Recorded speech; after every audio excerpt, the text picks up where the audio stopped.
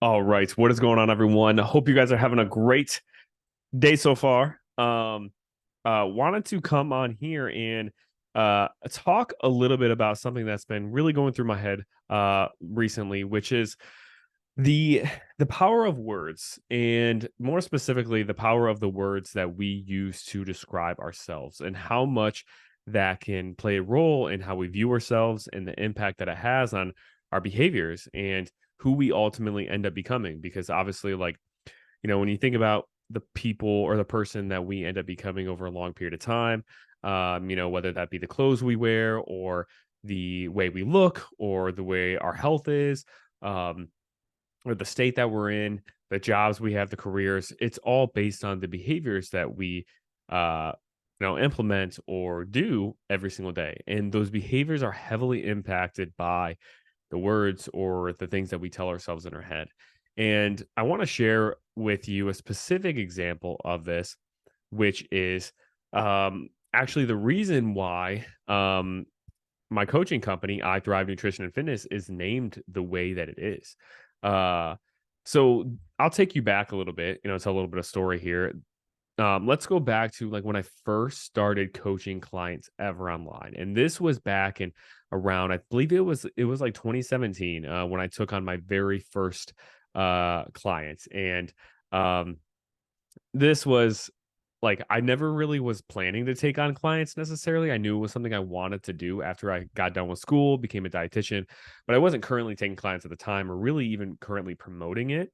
But I had just been sharing my own fitness and weight loss journey online, sharing my own recipes, sharing my own meals, sharing my workouts and things, and sharing just information that I've been learning through research and this and that through school, and then also just research online. And I had a friend, an old friend from high school, who reached out, and she really wanted to lose weight, was really struggling, and she asked me if I was doing any coaching, and I wasn't at the time, but I knew I wanted to at some point. So I did take her on as a client. Um, I think it was like something extremely low, like 20, 25 bucks a month or something, that I had her pay for like full on coaching. But uh, I took her on, and she saw incredible results, while we were working together. But obviously, like, now I was getting in the realm of kind of having my own business in this, right? And I'm like, okay, what am I going to call my business, right? Like, I have to have some kind of name that I'm going to promote. Like, I can just promote my coaching, but I had to think of some kind of name. And there are different names thrown out there that people were like name their own coaching companies. Like, there weren't a ton of coaches out there at the time, but there were a few. Um, so I was playing around with names here and there, and um, I came up with, I think the very first name I ever came up with was called uh there was an acronym for it that I made up, which was UTS. Like, what in the world is UTS? UTS stands for, or stood for, in my sense, Underdog Training Systems. And that was the full name of it. Kind of a mouthful, but I think I got it because I followed some other coaches who were a little bit more like powerlifting coaches, and I wasn't doing powerlifting coaching at the time or anything like that, but um, they were powerlifting coaches, and I think there was a name. It was something Training Systems, and I think that's where I got the name. So I'm like, okay, Training Systems sounds kind of official, sounds kind of cool. What am I going to call it though? Like Joey Training Systems? Nah.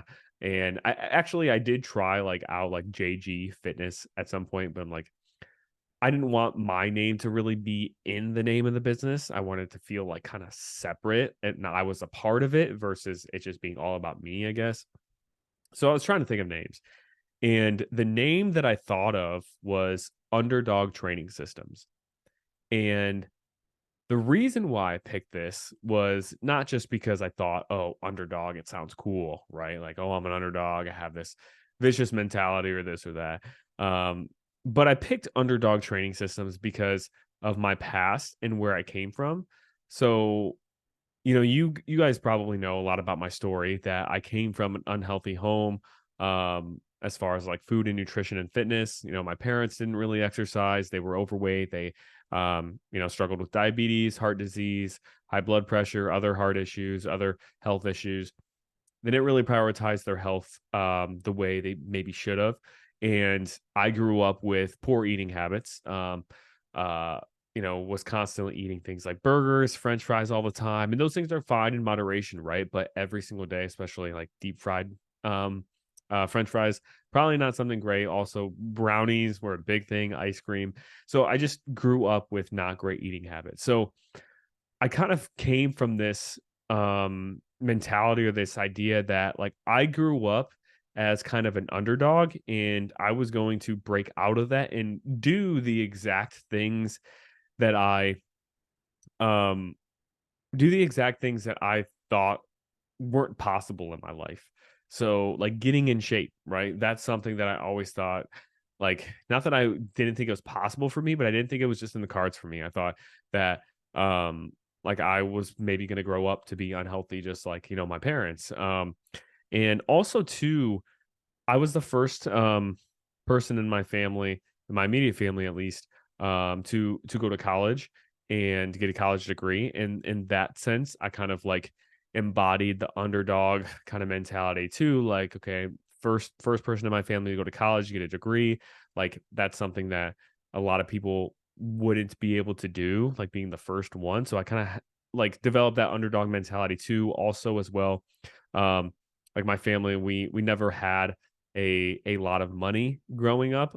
There were, some Christmases where like my parents needed help to from the community in different ways to like have us have Christmas presents. So I kind of came from this environment where I felt like, you know, I never grew up thinking I was going to go to college or get a really good education. I always just thought that wasn't in the cards for me because my family couldn't afford it. I never thought I was really going to be in shape because I grew up with poor eating habits and maybe my genetics weren't great. So I thought that like being in shape, healthy, all of that wasn't in the cards for me.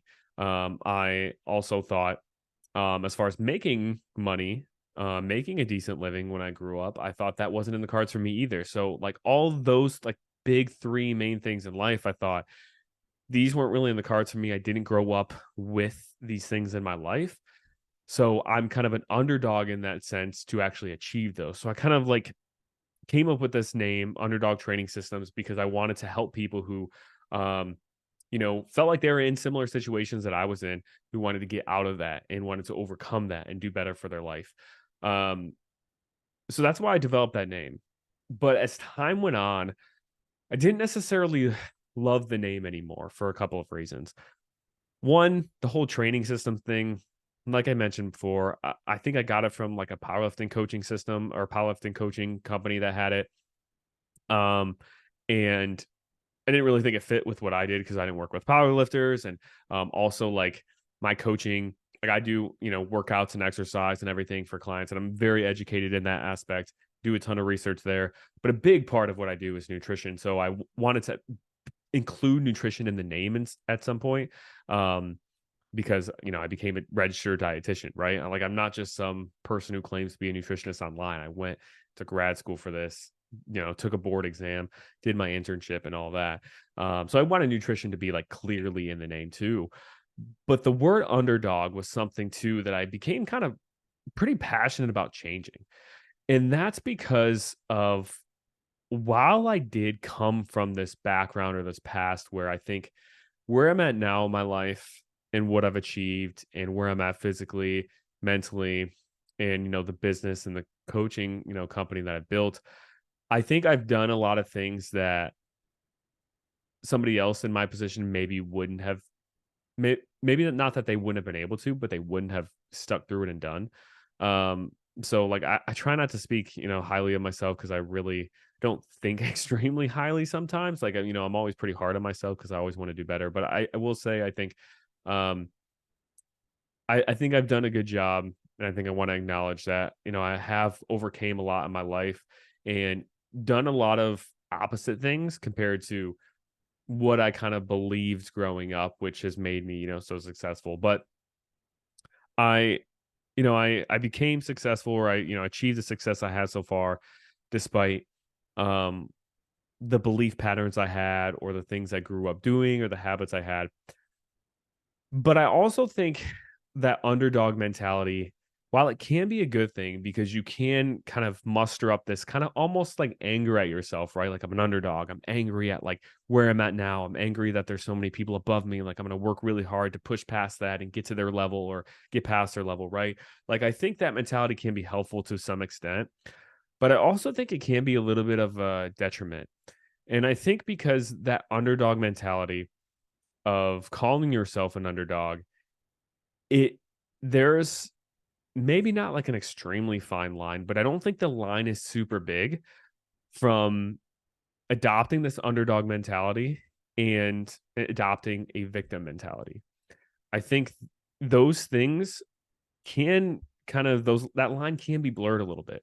And I think if you're constantly viewing yourself as an underdog, like you're below people or you're dealt with a shorthand compared to other people, it's easy to slip into giving yourself an excuse to not succeed, right? Like if I would have not gotten through college, or I would have not been able to lose weight, or I would have not gotten in shape, or I would have maybe not built a successful business, I could have leaned back on the fact that, well, my family just doesn't come from money. Or I could have leaned back on the fact that like no one else in my family went to college and got a degree so far. So like it's reasonable for me not to. Or I could have leaned back on the fact that um uh you know other people in my family maybe weren't in shape. So like, it's okay if I'm not in shape, right? So I think that underdog mentality that once fueled me to do better, I think to a certain extent, it almost maybe was even starting to be a little bit of a detriment to where like this victim mentality, like, oh, it's okay if I don't necessarily succeed or reach this level because I was never meant to be at this level. So that's one big reason why I changed it, was because that word just like, while it did fuel me a little bit to a certain extent, once that anger kind of passed of where I was at, and once I got to a point where maybe I wasn't extremely successful, but I was maybe a little comfortable, I didn't have anything else to fuel me after that. So that's where I changed the name of my company and my coaching business to I Thrive. I Thrive Nutrition and Fitness. And the reason why I picked I Thrive is because thriving, right? Like that word thrive, it embodies um uh just like superseding, what's comfortable, right? Like you're not just comfortable, you're not just happy with yourself, you're not just content, you're thriving, you're living your best life. You're not just surviving, you're not just going through the motions, you're achieving more, you're being more, you're impacting more, you're going above and beyond, and you feel like you're getting the most out of the situation or the most out of life, right? That's kind of what I think about when I think about thriving of like, you can survive on eating crappy food and, exercising here or there, maybe even not exercising at all. Like we can survive through life, but I wanted to really embody the point of thriving and living your best life and helping others thrive and live their best life. So that's why I picked the word thrive for my company. And I added the I in front of that, like for a very distinct reason.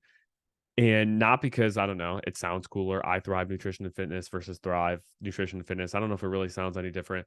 But I wanted to put that I in front of there because I wanted to emphasize to anybody like saying that out loud, or to myself, that I thrive. Like not just like the idea of thriving, not the idea of succeeding or the idea of going above and beyond and becoming my best self, or somebody becoming their best self, but I wanted to put that I there. So when people said it, or when I say it, I'm reiterating the fact that me, this person here, or if you're listening to this and watching, you yourself. So when you're talking about yourself, obviously you'll say I or me, but I'm thriving, or I thrive. And I also wanted to make it, more like present tense, like I actively thrive, right? I thrive because no matter what situation I'm in, no matter how difficult it is, no matter, all the shit that I've obviously shared that I've been through with, my internship, with grad school, with my mom passing away, my dad dying, all of this, right? Despite all these not ideal circumstances, I thrive. I am going to find a way to thrive no matter what. And I'm going to find a way to be successful no matter what. I'm going to find a way to be my best no matter what, for myself, for my family, for my son, for my other relationships, for whoever.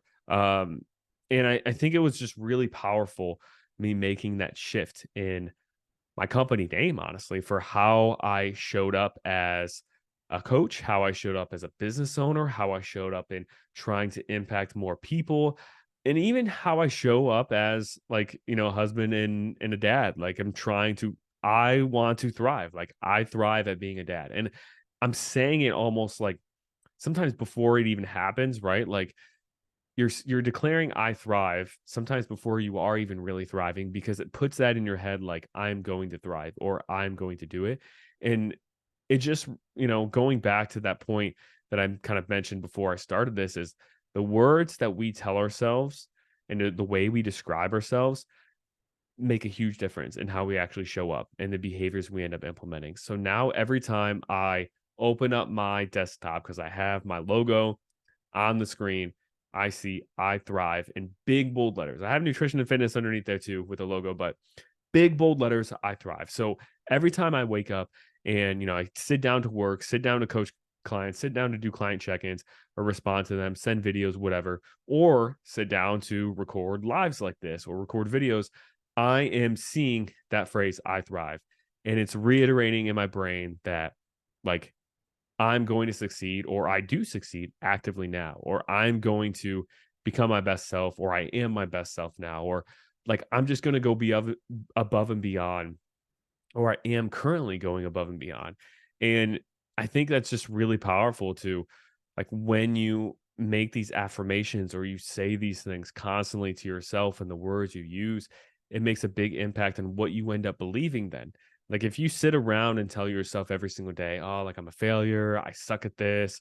That's one of my most or one of the biggest pet peeves I have, and the thing that I'm trying to work on the most myself is trying not to describe myself of as like, oh, I'm a procrastinator or like um I don't write well or I'm not good at speaking or this or that. I'm trying to not say those things because when you say those things, you're putting labels on yourself and almost speaking it into existence. And those are negative things, right? Those are things that I don't want to happen. Like I don't want to be a procrastinator. I don't want to be a bad speaker. Um, and the same thing goes for you. Like if you wake up all the time and you say, I'm a failure, I don't eat well, I hate vegetables, I this or that, all these negative things that you want to change, if you keep saying those phrases to yourself and saying this is how you are, then it's going to be really hard to change because you just keep identifying with those labels and identifying with those negative traits. So instead, say the opposite. If you're going to like put a label on yourself, put a good label on yourself, or just get out of that habit of saying those things. Say good things about yourself. Um, I actually have a client right now who has been struggling with a lot of like body image issues because it's something that a lot of us struggle with. And I'm actively having her each morning write down 3 things that she's grateful for that her body can either do or how it looks or how it feels. That way, she's training her brain to think positively about her body, to think positively about herself. And that is going to set herself up to then think positively the rest of the day. And when you think positively about yourself the rest of the day, you end up implementing more positive behaviors.